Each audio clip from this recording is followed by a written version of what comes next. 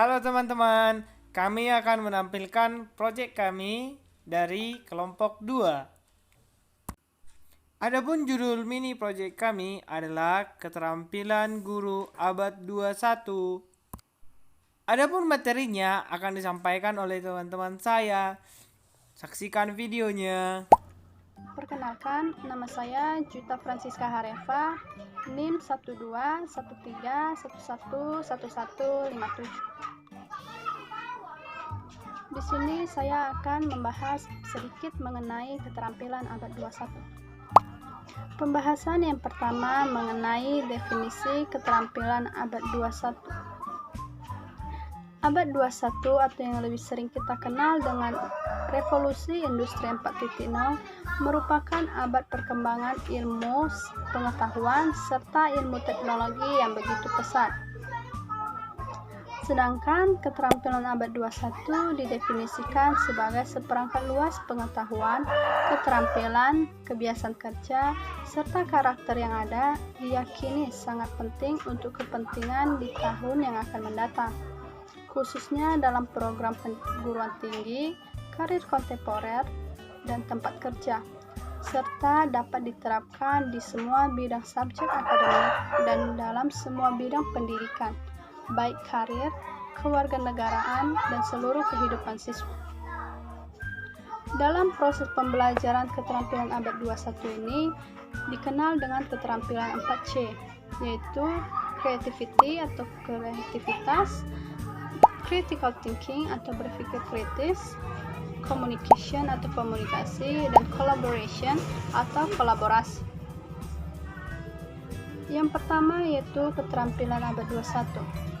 Keterampilan abad 21 ini diharapkan dapat dimiliki atau dikuasai oleh semua orang, yaitu keterampilan communication atau keterampilan komunikasi. Komunikasi adalah proses pertukaran bahasa yang berlangsung dalam dunia manusia, dengan tujuan yaitu memberi kemudahan dalam memahami pesan yang disampaikan antara pemberi informasi dan penerima informasi, sehingga bahasa yang digunakan oleh pemberi informasi lebih jelas dan lengkap, serta dapat dimengerti dan dipahami baik oleh si penerima informasi. Keterampilan selanjutnya yaitu keterampilan kolaboratif atau collaboration. Pembelajaran kolaboratif adalah pembelajaran yang melibatkan siswa dalam suatu kelompok untuk membangun pengetahuan dan mencapai tujuan pembelajaran melalui interaksi sosial di bawah bimbingan pendidik, baik di dalam maupun di luar kelas, sehingga terjadi pembelajaran yang penuh makna dan siswa akan saling menghargai kontribusi semua anggota kelompok. Yang ketiga yaitu critical thinking dan problem solving, atau dengan kata lain berpikir kritis dan pemecahan masalah. Berpikir kritis merupakan suatu proses yang terarah dan jelas digunakan dalam kegiatan mental seperti pemecahan masalah, mengambil keputusan, membujuk, serta menganalisis asumsi dan melakukan penelitian ilmiah. Yang terakhir yaitu creativity dan innovation, atau kreativitas dan inovasi. Kreativitas seseorang dapat berkembang apabila didukung oleh beberapa faktor. Yang pertama, memberi rangsangan mental, menciptakan lingkungan yang kondusif, peran pendidik, serta peran kedua orang tuanya.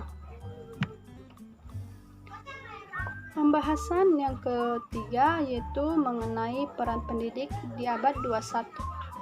Peran yang pertama yaitu sebagai partner in learning. Guru tidak harus tahu segalanya, tapi sebagai mitra dalam belajar, guru harus bisa menjadi model pembelajaran dan pemberdayaan hidup siswa untuk mengeksplorasi gairah mereka dan minat sambil mempekerjakan berharga keterampilan mereka. Yang kedua, community developer. Hubungan sifat mendasar bagi komunitas belajar, dan guru memainkan peran penting dalam pengembangan hubungan dengan masing-masing siswa dan membangun komunitas di mana siswa membentuk hubungan yang satu dengan yang lain. Yang ketiga yaitu sebagai activator, yaitu guru mampu menciptakan pengalaman.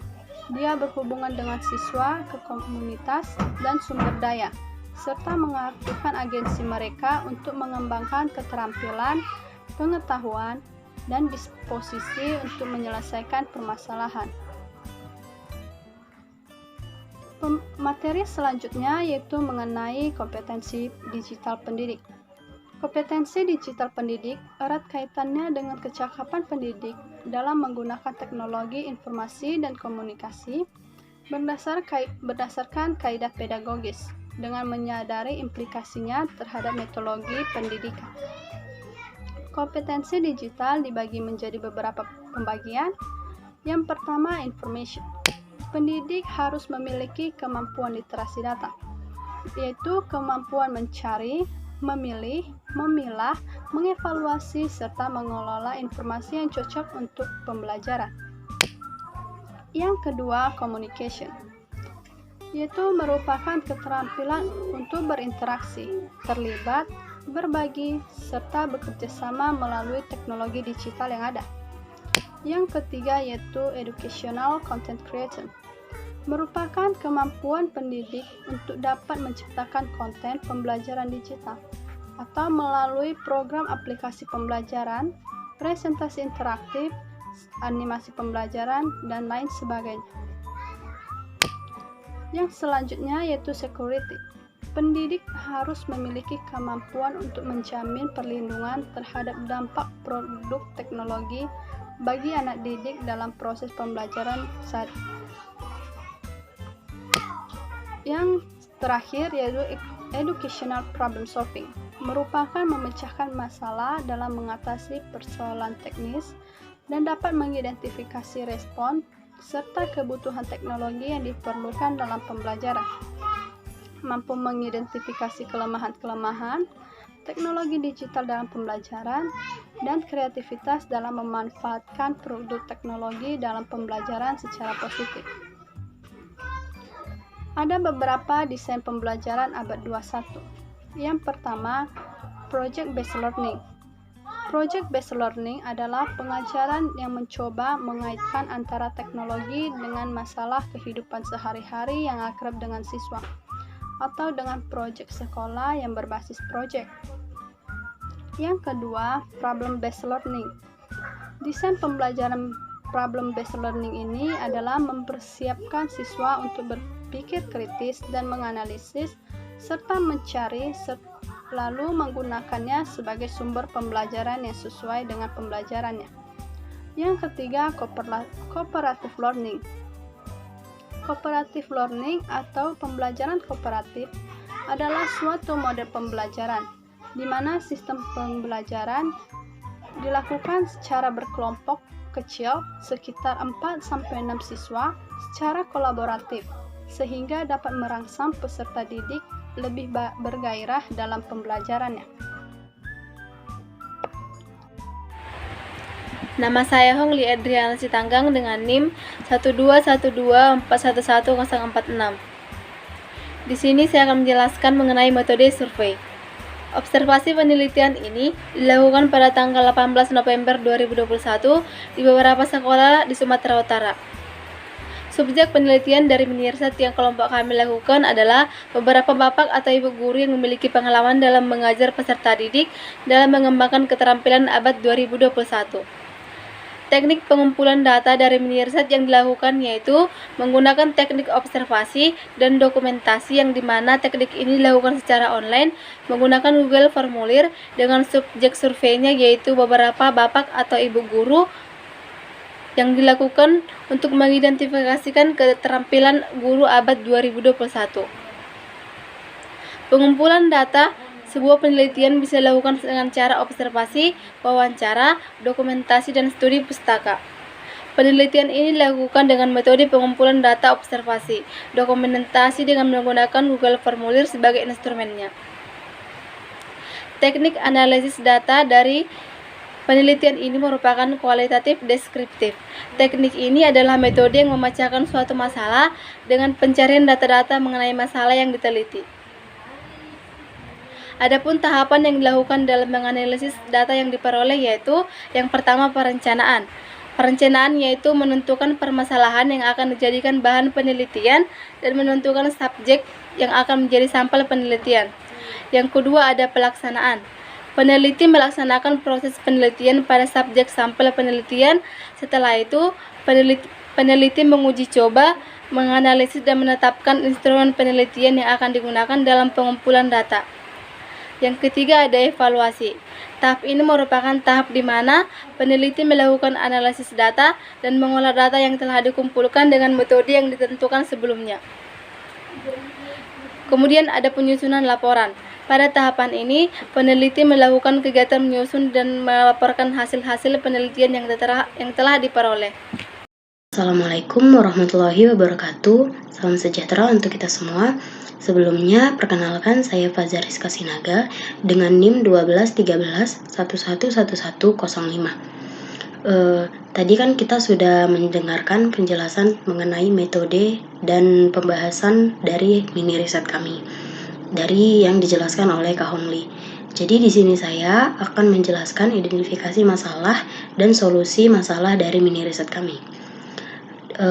Kelompok kami membagi identifikasi masalah dan solusi dari masalah tersebut menjadi 3. Yang pertama itu ada kesulitan dalam menggunakan aplikasi belajar. Nah, selama ini kan masyarakat hanya mengenal proses belajar secara tatap muka. Proses pembelajaran secara daring masih sangat langka dilakukan di Indonesia, sehingga perubahan sistem belajar dari tatap muka menjadi daring membuat banyak pihak harus segera beradaptasi dengan teknologi digital. Penggunaan teknologi digital yang harus dipelajari mulai dari perangkat keras, hardware, hingga software atau aplikasi. Banyak pihak seperti guru hingga pelajar yang tidak terlalu paham menjalankan fitur tertentu di dalam software hingga pembelajaran tidak maksimal. Selain itu, ada juga masalah dari terbatasnya perangkat yang digunakan untuk belajar. Sehingga masih banyak pelajar di Indonesia yang tidak memiliki akses ke perangkat komputer dan smartphone. Hal ini biasa dialami oleh pelajar yang berasal dari keluarga menengah ke bawah. Terkadang satu-satunya perangkat berkomunikasi yang dimiliki oleh keluarga hanya handphone. Kondisi ini menyebabkan tidak meratanya akses pembelajaran bagi seluruh pelajar di Indonesia. Keterbatasan akses ke perangkat yang terhubung dengan internet ini banyak dialami terutama oleh pelajar yang berasal dari desa dan pedalaman. Lalu ada masalah kedua, yang pertama yaitu kurangnya kemampuan menguasai IT atau disebut juga gaptek. Kita tahu sendiri, guru adalah profesi strategis untuk menuju terciptanya pendidikan yang bermartabat, agar tercipta generasi yang memiliki sumber daya manusia yang handal. Keanehan dan telah menjadi fenomena pada masyarakat, bahkan sekolah. Pada umumnya, siswa cerdas enggan untuk memilih profesi guru. Sebagai guru, menganjurkan anak didik yang cerdas agar memilih karir selain guru. Saat anak didik memilih bidang pendidikan yang menjadi mahasiswa, mereka belajar banyak teori tentang pedagodik, psikologi, dan perkembangan ilmu-ilmu lain. Sebagian guru mengajar hanya dengan mengandalkan buku-buku teks yang dipinjam dari perpustakaan sekolah. Sebagian dari mereka dalam menyambut kehadiran teknologi seperti internet, komputer, laptop, LCD, dan lain-lain, kurang bergairah dan kurang tertarik untuk ikut mengaplikasikannya. Mereka bersembunyi di balik kata-kata sibuk, sehingga pada akhirnya mereka menjadi guru yang gaptek. Nah, di abad 21 ini, banyak guru yang tidak dapat menggunakan IT. Masalah ini merupakan masalah yang cukup serius, apalagi di masa pandemi seperti ini, yang seharusnya peserta didik belajar dari rumah. Jika seorang guru di abad 21 ini tidak dapat menggunakan teknologi atau gaptek, maka proses pembelajaran akan terganggu. Lalu permasalahan yang ketiga yaitu kurangnya respon siswa saat pembelajaran. Konsentrasi belajar siswa dipengaruhi dari kemampuan otak masing-masing siswa untuk memusatkan perhatian pada apa yang sedang dipelajari. Pemusatan perhatian itu untuk mengingatkan kemungkinan siswa dapat menyerap dan memahami informasi yang didapat. Menurut seorang ilmuwan ahli psikologis yang tidak disebutkan namanya dalam Hamiyah dan Jauhar, kekuatan belajar seseorang setelah 30 menit telah mengalami penurunan.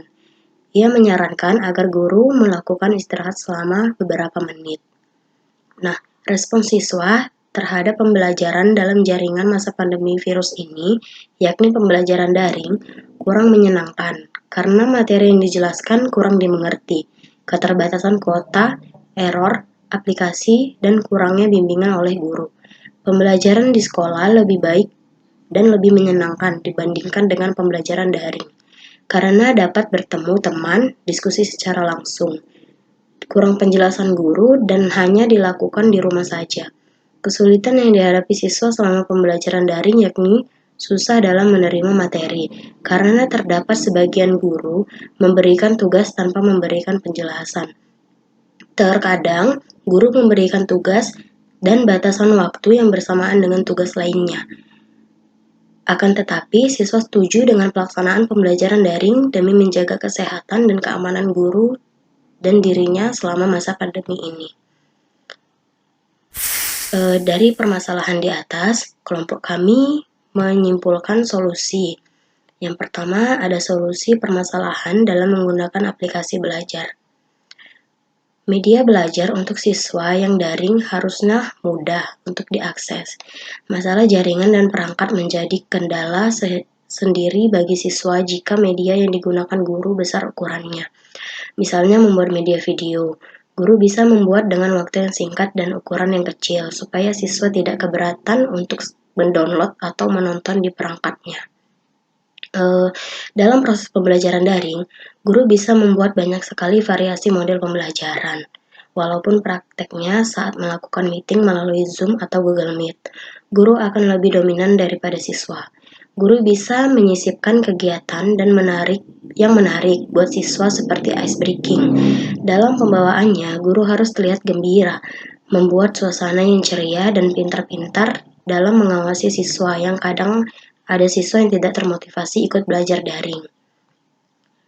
Jadi, kesimpulannya, kunci dari pembelajaran daring ini adalah membuat pembelajaran yang simpel, mudah diakses, menyenangkan, dan jangan sampai siswa merasa jenuh. Lalu ada solusi untuk permasalahan yang kedua, yaitu solusi terbatasnya kemampuan menguasai IT atau gaptek. Yang pertama itu ikuti pelatihan. Langkah pertama yang dapat dilakukan guru yang gaptek yaitu dengan mengikuti pelatihan. Kemendikbud telah memberikan program pelatihan pembelajaran berbasis teknologi informasi yang bertujuan untuk meningkatkan kompetensi teknologi informasi pada guru berdasarkan standar kompetensi. Lalu yang kedua, sering latihan di rumah.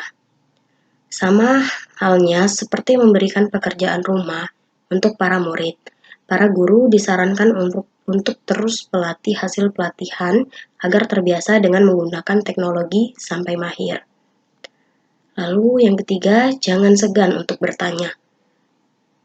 Ketika menghadapi hambatan untuk menggunakan teknologi, sebaiknya guru tidak segan bertanya. Lalu yang keempat, ada mencari tahu aplikasi pendukung pembelajaran. Setelah mengetahui cara menggunakan dasar dari teknologi, guru bisa mulai mencari tahu dan mengunduh aplikasi yang dapat mendukung kegiatan belajar mengajar jarak jauh agar lebih efisien dan efektif. Yang kelima, ada mengikuti gerakan kolaborasi guru berbagi. Nah, pemerintah telah memberikan program-program yang dapat mendukung keterampilan guru selama masa pandemi atau pembelajaran jarak jauh. Jadi, gerakan guru berbagi merupakan gerakan kolaborasi antara pemerintah, guru, komunitas, penggerak pendidikan untuk berbagi ide dan praktik melalui rencana pembelajaran. Lalu, solusi terakhir, meningkatkan kompetensi dan kualitas. Pada akhirnya, kualitas dan kompetensi dari para guru menjadi kunci utama untuk memberikan pembelajaran yang efektif bagi para murid. kita masuk ke pembahasan solusi permasalahan terakhir, yaitu cara mengatasi siswa yang lambat dalam merespon pembelajaran.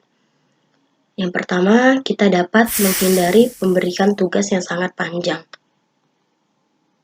Setiap siswa memiliki karakteristik dan kemampuan yang berbeda, seperti halnya dalam kecepatan mengerjakan tugas yang diberikan. Umumnya, kesulitan belajar yang dialami siswa adalah ketidaksanggupan mereka mengerjakan tugas dalam jangka waktu panjang.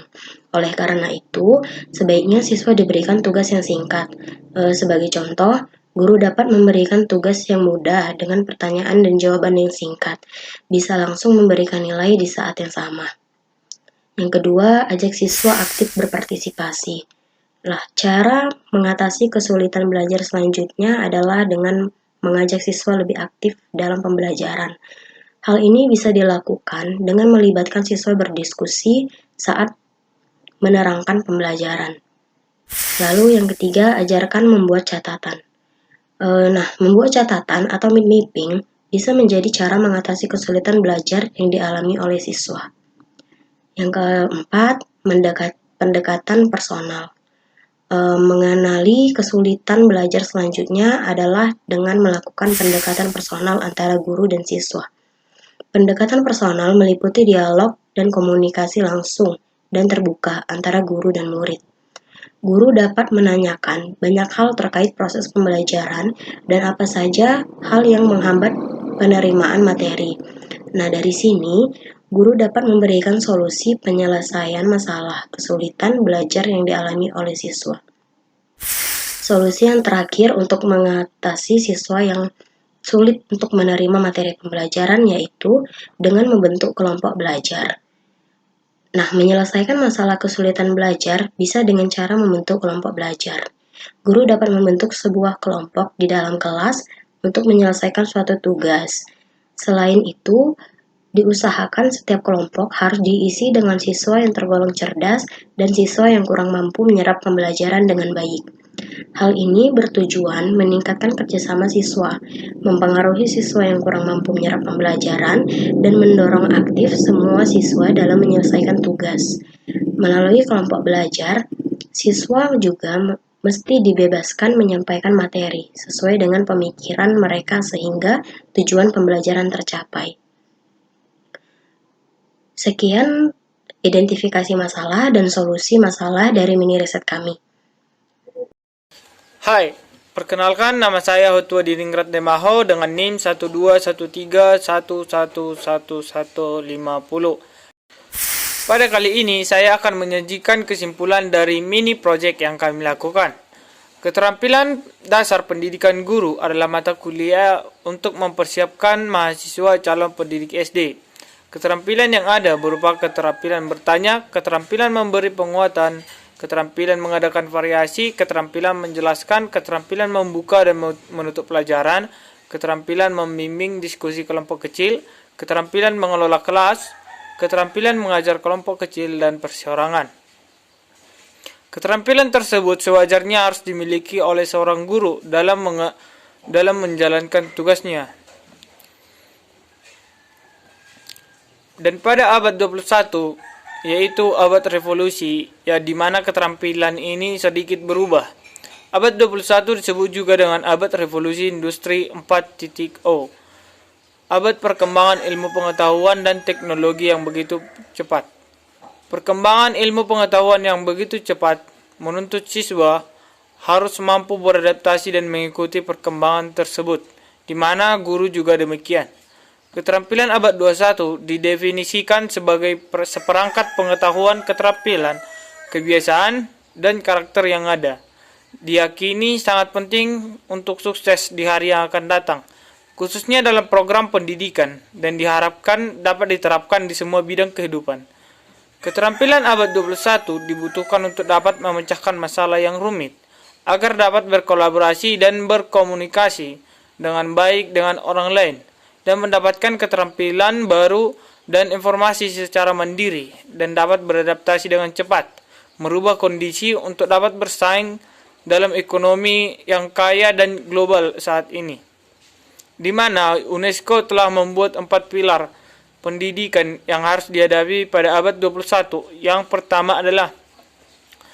pertama learning to how, belajar untuk mengetahui.